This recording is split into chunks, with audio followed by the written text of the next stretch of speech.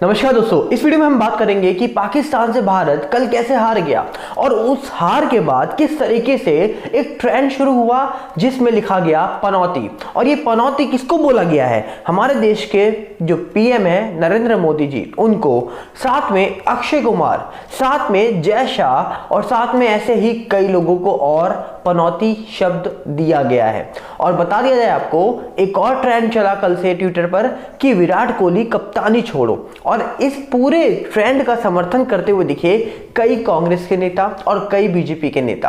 आप सोचिए, पहली बार ये गेम है जहां पर भारत कल हारी और बुरी तरीके से हारी है।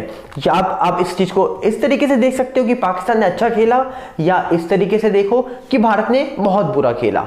और इसके बाद कल जैसी हार मिलती है, सबसे पहले आपने देखा कि पनौती शब्द यूज हुआ। और पनौती शब्द आते ही हमने जब ट्विटर खोल के देखा तो वहां पर लगातार जो लोग आए थे, जैसे आपने देखा अक्षय कुमार पहुंचते हैं, जय शाह पहुंचते हैं, कई और लोग वहां पर आए थे, जिनको देखने के बाद आज लोगों ने सोशल मीडिया में पनौती लिखना शुरू कर दिया सबको।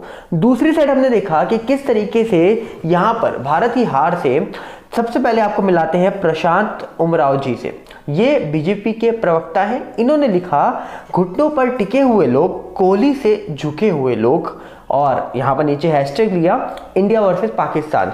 इसके बाद आती हैं राधिका खेरा जी, ये कांग्रेस की प्रवक्ता हैं। ये लिखती हैं, क्यों भक्तों आ गया स्वाद, कराली बेइज्जती। मतलब एक तरीके से सबसे बड़ा सवाल ये उठता है, एक गेम अगर कोई हार जाए तो इस तरीके से देश के खुद के लोग अपने उन खिलाड़ियों का हौसला तोड़ रहे हैं जो कभी लगातार जीतते थे। आपको याद है MS धोनी ने एक बात बोली थी प्रेस कॉन्फ्रेंस के दौरान कि हम लगातार 11वीं बार जीत चुके हैं, पर कभी ना कभी ऐसा वक्त आएगा जिस दिन हम हारेंगे और पाकिस्तान जीतेगा। और ये कल हो गया। And you know, if you are proud of the fact that हम 11-0 से जीते हैं, तो एक रियलिटी ये भी होगी कि हम हारेंगे, कभी ना कभी हारेंगे, चाहे आज हारे, 10 साल बाद हारे, 20 साल बाद हारे या 50 साल बाद हारे। बट ऐसा नहीं हो सकता कि you will always keep winning. पर इतना कुछ होने के बावजूद भी देश में कई ऐसे लोग हैं जो आज मोहम्मद शामी से लेकर कई सारे लोगों को ट्रेंड कर रहे हैं। यहां तक कि इरफान पठान को भी लोग इसलिए ट्रेंड में ला रहे हैं कि इरफान पठान ने यहां पर कमेंट्री करवाई, इसलिए ये सब कुछ हो गया। दूसरी साइड बताया जाए, मैच खत्म होने के बाद हमने देखा किस तरीके से बाबर आजम जो थे ये विराट कोहली के पास जाके गले लगते हैं और पीछे लिखा होता है 56।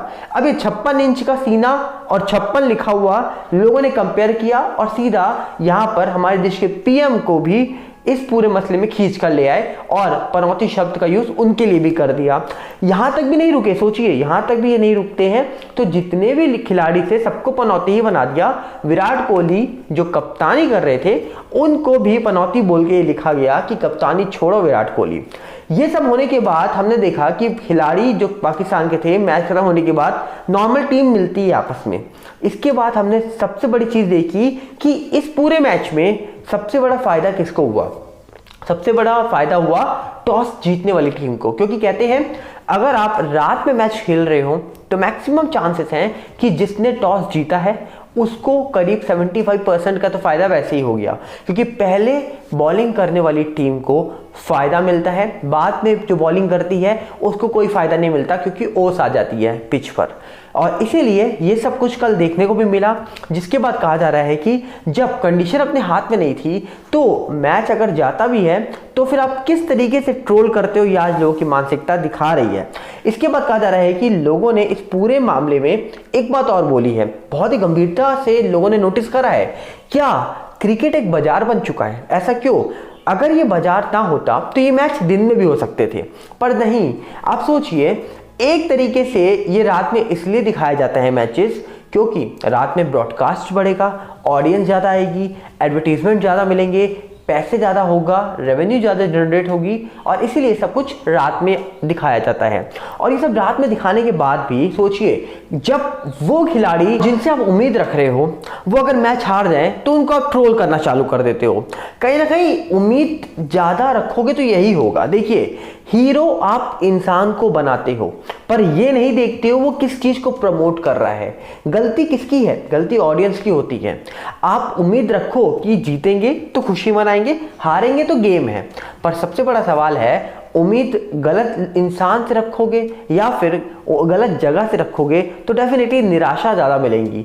अब कुछ ऐसे खिलाड़ी जिनको हम लोगों ने भगवान का दर्जा दे दिया है, कुछ ऐसे खिलाड़ी जिन लोगों को हमने हीरो बना दिया है, आज वही लोग कई सारे ऑनलाइन ऐप्स को प्रमोट कर रहे हैं। जैसे आप देखा किस तरीके से कई ऐसे ऐप्स हैं जो आपसे ऑनलाइन सट्टा खिलवाते हैं, पर वो एक ऐप्स है, वो एक ऐप में लीगली उनको मिला हुआ है लाइसेंस कि आप एडवर्टीजमेंट करो और बड़े बड़े खिलाड़ी प्रमोट करते हैं। अब प्रमोट करने से क्या होता है कि कोई इंसान अगर किसी को आइडल मान रहा है तो वो देखता है कि यार इस खिलाड़ी ने तो ये ऐप को प्रमोट किया है, हम इसको डाउनलोड करेंगे, इसमें 10 रुपये लगाएंगे, 20 रुपये जीत जाएंगे। अब ऐसी गलत फहमी अगर पालोगे तो फिर क्या होगा।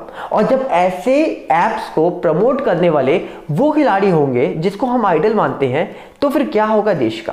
हमने देखा अभी हाल ही में रोहित थे, ऋषभ पंत थे, जो ड्रीम 11 में एक ऐप है ड्रीम 11, उसको प्रमोट कर रहे थे कि पैसा लगाओ और उसके बाद ऐसा कुछ होगा। इसके बाद हमने देखा कि ऐसे कितने खिलाड़ी हैं, लिस्ट भरी हुई है।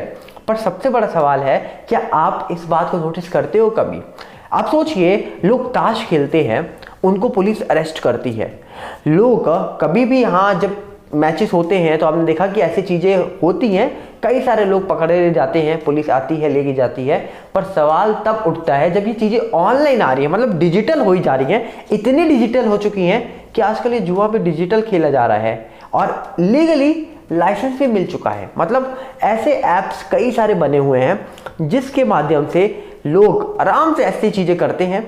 और सोचिए कौन सा दुनिया में ऐसा शख्स होगा जिसने लाखों करोड़ों जीत लिए होंगे। पर आपकी मानसिकता के साथ जब लोगों को खेलना आ जाता है ना, तो वो इसी तरीके से खेलते हैं।